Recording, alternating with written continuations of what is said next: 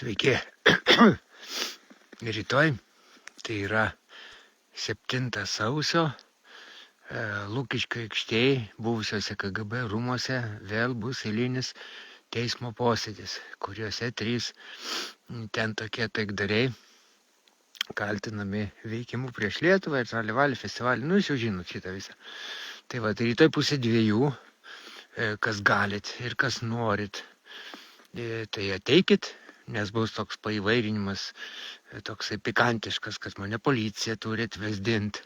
Tiesa, labai įdomiai kalbėjom su policija, tai jūs iš čia važiuosit iš kaimo ar iš Vilnius, iš kaimo sakau, bet nežinau, ar užsivesiu, bet dar nesakiau, kad užsnygė viskas, ar jie pravažiuosi su savo mašinikė, jeigu 4 ratais varoma, tai gal privažiuos, o gal reikės Kazimierą Juraitį su rogutėm vežt.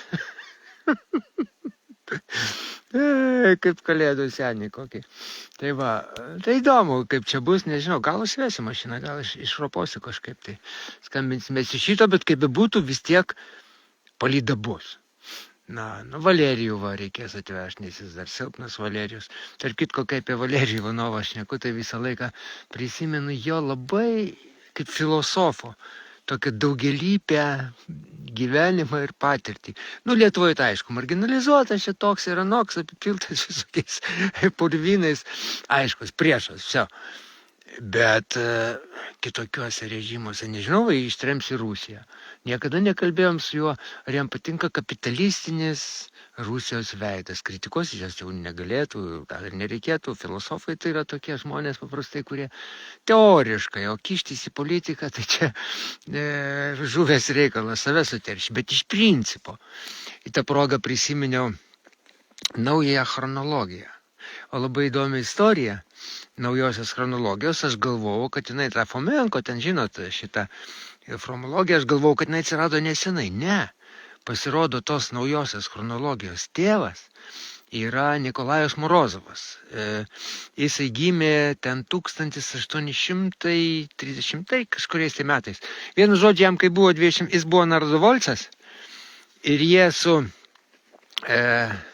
būrelius padvyžnikų, kaip Lietuvoje, vyksta ginčai. Atsimenu, kai buvau Rusų ambasadoje, aš gyvau vienas dėl to, kad žinau, nėra jėgos tokios. Jau vienas, kad nekviest Rusiją, bet kad Rusija paprašytų jungtinių tautų įvest žydruosius šarmus į Lietuvą, jeigu tokia situacija kaip dabar įvyktų.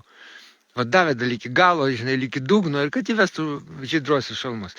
Aišku, tas liko be atsako, bet įdomu tas, kad tada einu į katedros aikštę ir toks Arvydas turėjo baksnuoja man pirštų į krūtinę ir sako, tu kvailys ten toksai kaip provokatorius veiki, mes turim automatų, reikia turėti tikrų, tai bus 5 žmonės, 7 žmonės, bet kai tikrai gali padaryti.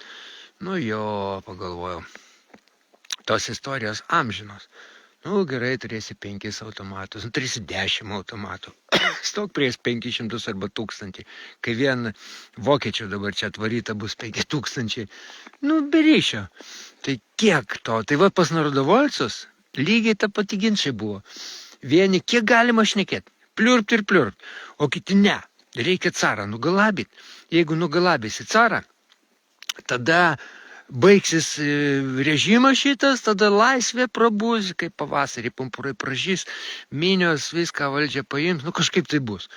Ir ką, jisai jau buvo išvažiavęs į Ženevą, bet jo bendražygiai susprogdino carą, Nikolajų II, žuvo caras. Prasidėjo represijos, už 2-3 metų į Ženevą irgi supakavo, nes Rusijos žvalgyba veikia visur.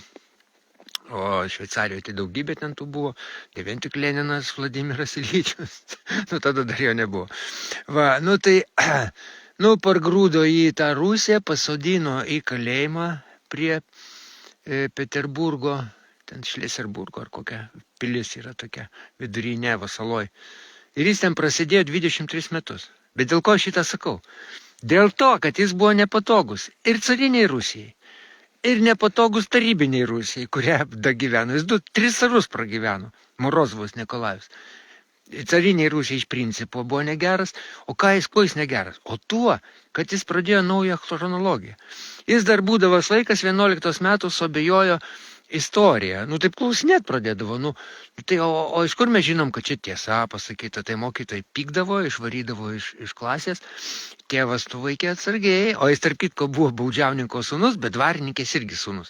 Tai buvo jau vien tas skandalas baisus dvarininkų bendruomenė. Nepritapo tas bahuriuks jaunas nei prie dvarininkų, nes tipo žemos kilbės, o nesantuokinis.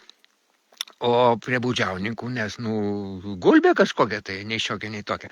Žodžiu, jam kilo baisiniai įtarimai, pradėjo tikrint, vaikas būdamas dar lentelės dėliojo, šaltinius tikrina. Vienuose šaltiniuose ta data parašyta, kituose kitokia. Tada jis išmąstė, kad reikia padaryti astrologiją. Astrologija nemeluoja, čia yra matematika. Va tas jie su Valerijumi Ivanovu. Matematikos irgi genijus išradęs ten naujus metodus.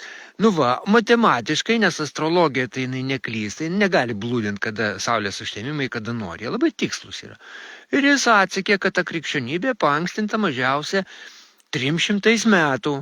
Nes, jeigu aprašoma Senajame testamente saulės užtemimas, o ten ir daugiau, Senasis testamentas tai ir 1000 metų, ir keliais šimtais metų, tai jis nepatikėjo, vien žodžiu, ilgai jis ten tikrino ir prie tokia išvada. Tai jis būdamas Šlesenburgo tam kalėjime, 23 metus, jis buvo nuteistas iki gyvos galvos. O paskui Nikolajas II, jau naujas Nikolajus, jį daug ką amnestavo. Šiaip buvo nuteistas pakart daug kas ten iš jų, iš tos kompanijos, nes vis tik carą nugalabė, teroristai kaip bebūtų. Ir baigėsi istorija to, kad jie amnestavo, tada jo šitų 7 tomus jis dabaigė rašyti apie Jėzų Kristų, parašė kalėjime 3 ar 4 tomus, paskui dabaigė jau išėjęs, jau tarybiniais laikais. Nes carinėje Rusijoje išleido mokslo akademiją tik 300 vienetų, tik savo, pusę nupirko sinodas ir iškart sudegino tas knygas pravoslavų. Aišku, kad nes tada greuna visą, jeigu istoriją, tai ką nori gali tada užginčyti. Ir kas įdomu, tarybinė ta valdžia irgi netiko. O argumentacija irgi paprasta. Kad jeigu tu gali užginčyti legitimumą istorijos, kad ištrint tautas, ištrint pagrindinius įvykius, reiškia, tu gali bet ką užginčyti, bet kokios valdžios legitimumą.